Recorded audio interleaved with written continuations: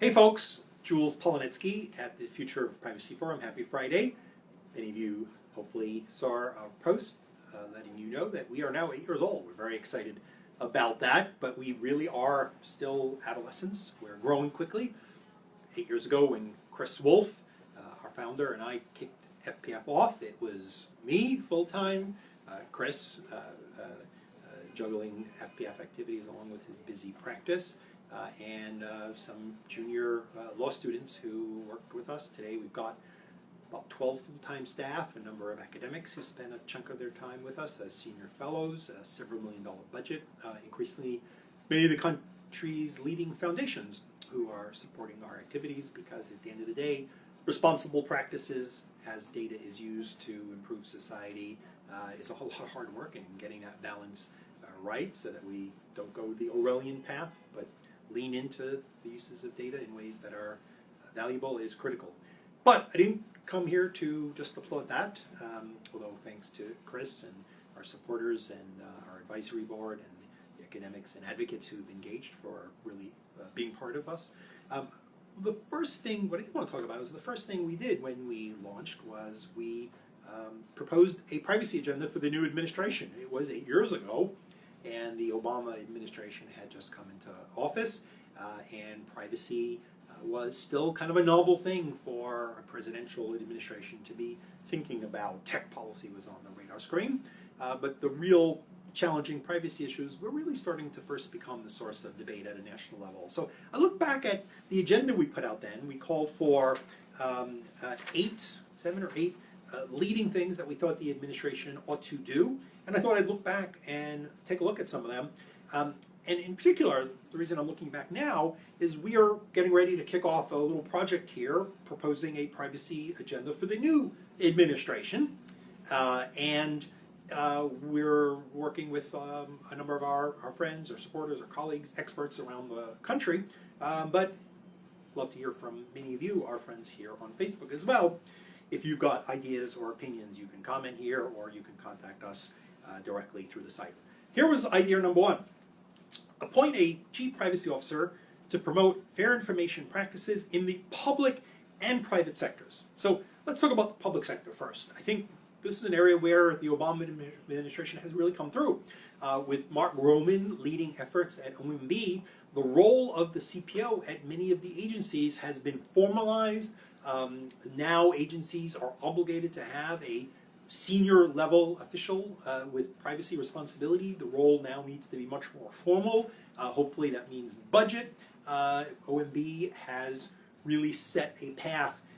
We always had some high level CPOs, but not every agency had a senior official. It certainly varied, and I think now by putting together both a formal council, the CPO folks were a subset of the CIO's CIO council, by putting together an interagency structure, Mark and the team have really delivered on that.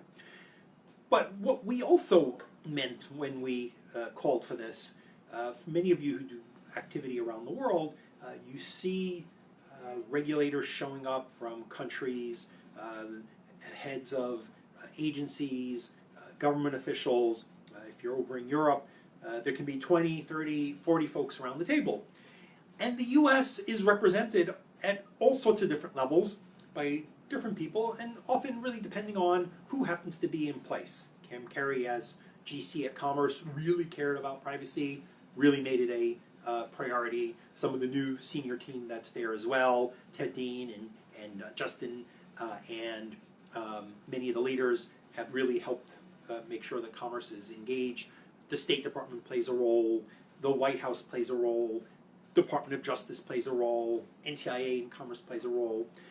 And we've had a multiplicity of voices, and at times the US has not been as effective in really being a firm voice, both in helping represent the US privacy regime, which has its faults, but frankly is a significant regime with its assets and its values. And we've thought for a long time that having the right senior level official with a formal structure, and I'm not sure where that is. Is it in the White House? Is it NEC? Is it OSTP? Is it Commerce? Is it some interagency structure? but I think we'd be a much more effective voice abroad, both in helping shape privacy practices at home as well as engaging around the world, if though that role, which today is not always completely coordinated and not always directly driven from the White House, actually had that sort of senior level structure. So I'd say we got half there, but the idea is still an important one, and figuring out how the future administration should handle it. But I don't want to get ahead. I don't think we've figured this out. We'd love to hear from folks. Number 2, ensure that interactive tools used by government provide users with enhanced transparency and controls.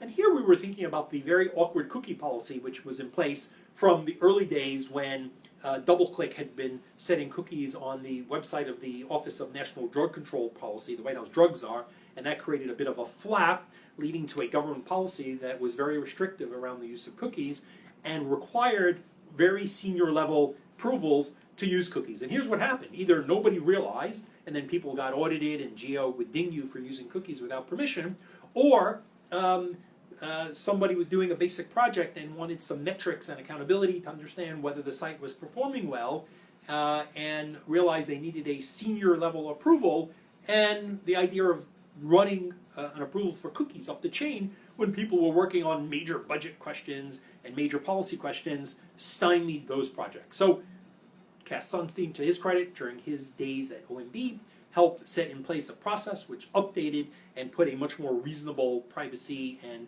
cookie policy in place. And today, the government agencies that are following that policy are doing a pretty good model of providing users with the right sort of control, and that model was eliminated. So, kind of cool.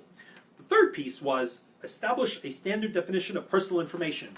And here I think we're still in a little bit of a muddled land, despite the centrality of defining personal information. How do we protect it if we don't agree on what is personal and what is not? We still have debate, and perhaps it's even more challenging in this world of big data and concerns that the high velocity of data, the high dimensionality means that data ends up being at risk of being de-identified. We still have a lot of work to do. NIST has put out some phenomenal publications under Simpson Garfinkel, a phenomenal computer scientist, academic who's been at NIST and has done some phenomenal privacy work. NIST has put out some really useful guidance. They have a new document coming out that's going to help cities understand how to deal with open data in de-identification. They've put out a great primer on de-identification.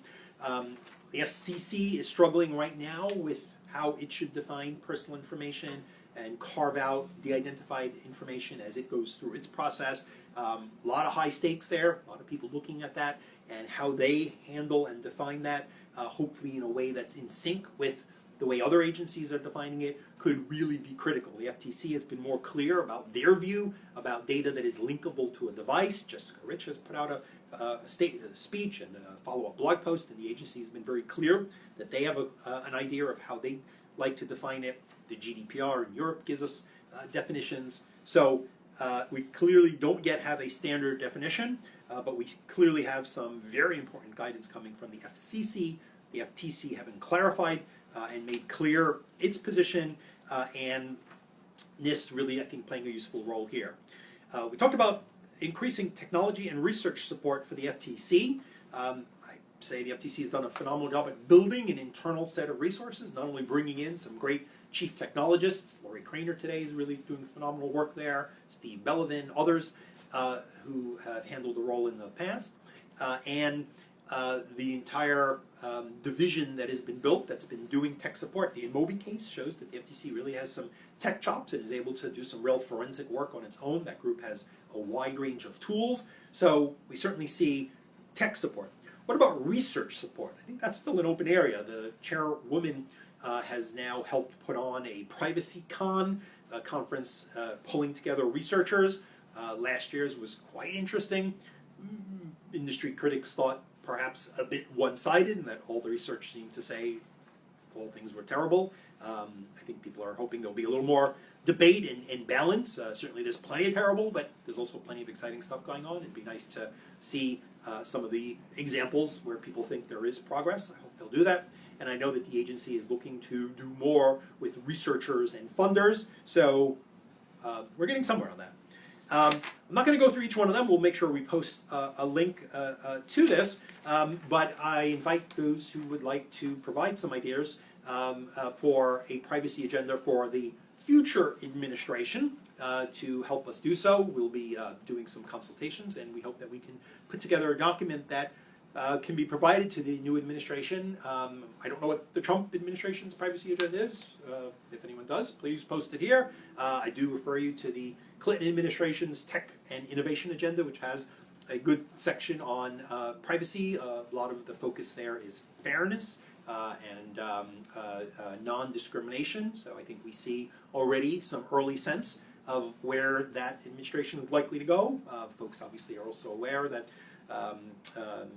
Hillary has been a children's advocate over the years, and so certainly the issue of children's privacy may be on the agenda, especially with all the Internet of Things devices. We're looking forward to the FOSI conference, where we imagine there'll be some great debate about exactly how kids' privacy should be handled in the new administration. All right, that's enough for now, because it's Friday and you all should be thinking about wrapping up the day.